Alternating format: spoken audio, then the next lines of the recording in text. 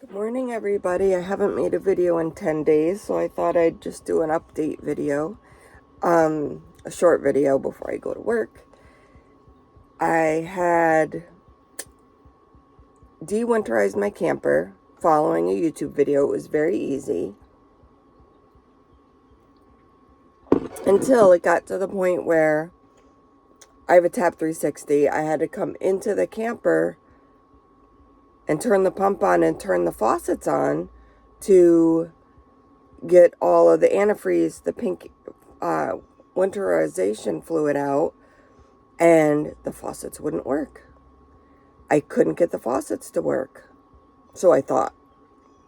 So I had to call tech support for New Camp, and they were going over every step with me. They had me pull the bed apart to get under the bed and unscrew the screws and look at the Aldi system, and make sure a yellow lever was down, which it was. So I had to put that all back together, and he was stumped. He's like, "You're doing everything you're supposed to do. I don't know what's going on. You're going to have to go to the dealer." I'm like, "Well, that's 5 hours away."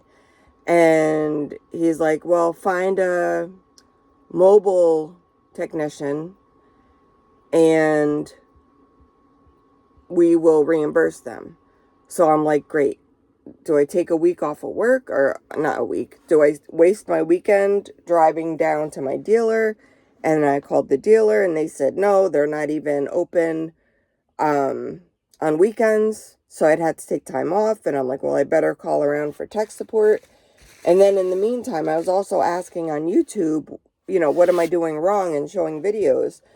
And someone said I was turning the faucet, I was just lifting it up. And she's like, no, you have to turn it out.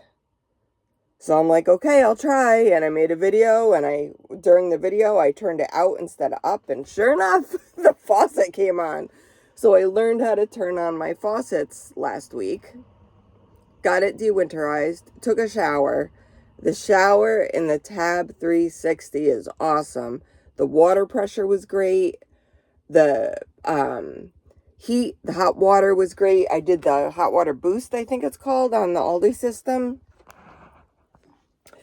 And that worked really well. I had a nice hot shower. I didn't do it long. I sprayed myself down, shampooed, sprayed myself down, rinsed my hair, scrubbed my body with soap, rinsed myself down. So I was turning off the water in between rinses. And because the bathroom's so small, it stayed nice and warm and hot in the bathroom, even though the water was off, which was really nice. Because if I did that in my old apartment, if I turned the shower on, got wet, and turned it back off, it would get freezing even though I was in the shower. So I just stating I really like the shower system in this Tab 360 2025. What else? Oh, so while I was de-winterizing, I was standing in some overgrown, dried out weeds and sticks and crap. And I didn't check my body for ticks. And the next morning, I got out of bed. I went to put my socks on, and I saw a tick on my ankle. Took the tick off. Then I checked my body over, and I found another one on my waist. Took that one off. They were both Lone Star ticks, which can carry a disease to make you allergic to animal products and red meat. So let's hope that doesn't happen. And then I got to work, and I found one on my elbow and on my arm. Got them off. And then I got home from work, and I'm like, I'm taking everything off and looking in a mirror. And so I searched with a mirror because I don't have anybody with me. And I saw one right in the middle of my back. And I'm like, how am I going to reach that with the tweezers? So I had to call my son to come in the camper. And I called him. I'm like, are you busy? He's like, kinda, why? And I'm like, well, I have a tick in the middle of my back and I can't reach it. And he's like, I'll be right there. Because he had tick. He went in the woods with his friends when he was like 12. And he found a tick on his stomach. And he was so skeeved out that he's like, Mom, you got to check me all over. I'll take all my clothes off. I don't even care if you see me naked. So we took all his clothes off and we didn't find another one. But so he didn't mind coming to help me. End of story. What else? I got a coffee press because I'm not happy with the Keurig. I got a mini Keurig. Whoops. Let me take that charger out. I got that mini Keurig and it holds like 1 cup of coffee. And then you have to fill it again. And I like that it takes up a little bit of space. But when you refill it with water, it's like the water doesn't heat up and you have lukewarm coffee. Don't like it. So I got this French press. Hold on, I gotta switch the camera around. This French press, it's large. It's enough to hold 2 of my mugs of coffee. And I do drink 2 of these giant mugs. The Keurig only fills it to about here. And then I have to fill the water again and do another, full cup. So it takes twice with 2 fillings of water. So this is a French press. If you never used one, hold on. So this comes out. You ground your coffee or buy ground coffee and put it in. You measure it out according to how many cups you want. And then you put the coffee in. And then you take this that has a screen and the metal thing with holes in it. And you just put it up top. The tension of the glass holds it up. And then you wait while it brews. I have to read the directions and find out how long. I think it's 3 minutes, but I have to, don't quote me on that. And then when it's ready, you push the lever down and the screen goes down and squishes all the coffee grounds to the bottom. And then you have all your fresh brewed coffee right here. It pours out this spot. Oh, you got to remember when you're doing there's holes on one side. So make sure that's there and you pour your coffee out. Also got a coffee grinder so I could grind my own beans. And one of my friends, Trish, said she likes her glass carafe with her coffee filter because then she puts the coffee grounds in the garden for fertilizer. And with this one, you got to clean out the wet coffee grounds from the bottom. So, I don't know. I got a wider one. I could fit my hand in there and a, rubber spatula or whatever. But, I haven't tried to clean it out yet. We'll see how that goes. I said put the coffee in. I meant put the water in. You get the grounds, put the water in, then you're going to set the filter on top. Because I don't use my propane, and I'm actually giving my propane to my old boss who camps.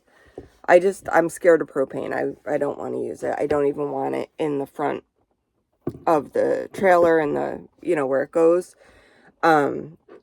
Plus, I don't like that you can't go through the tunnels in New York or some tunnels elsewhere if you have propane.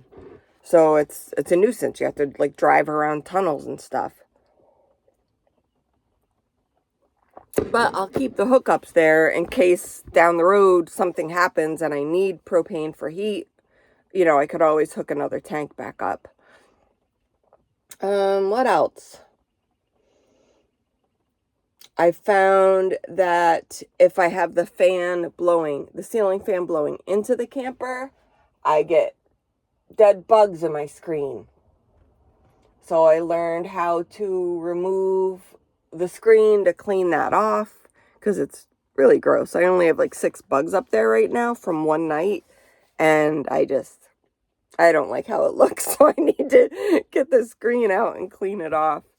Someone said if you get a strong enough vacuum, you could vacuum them right through the screen into the vacuum. But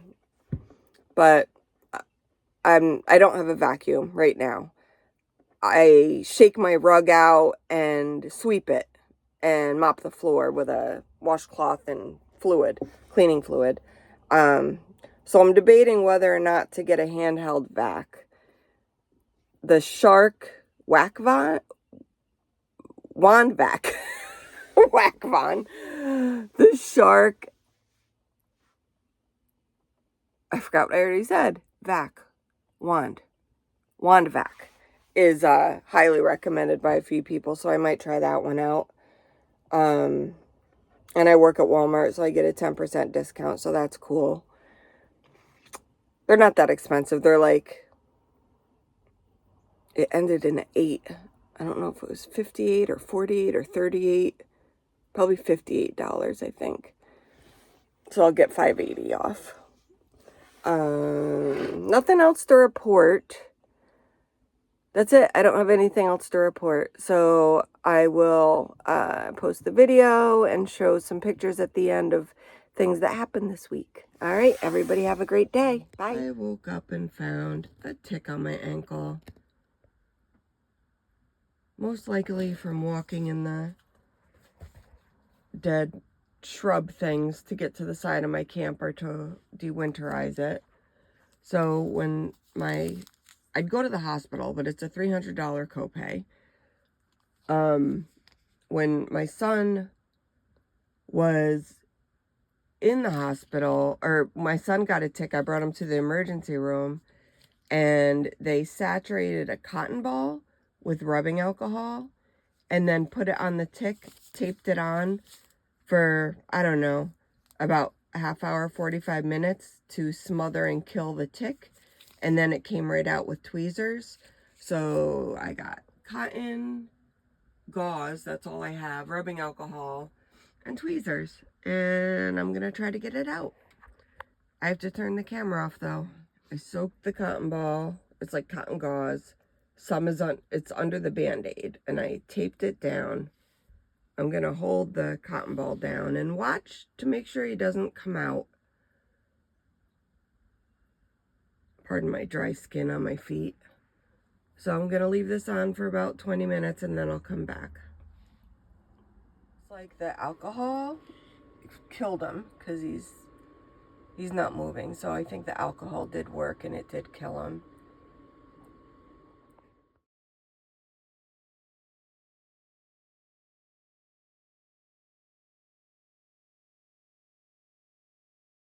Pretty kitty in our little house. Good morning. Yeah, good morning.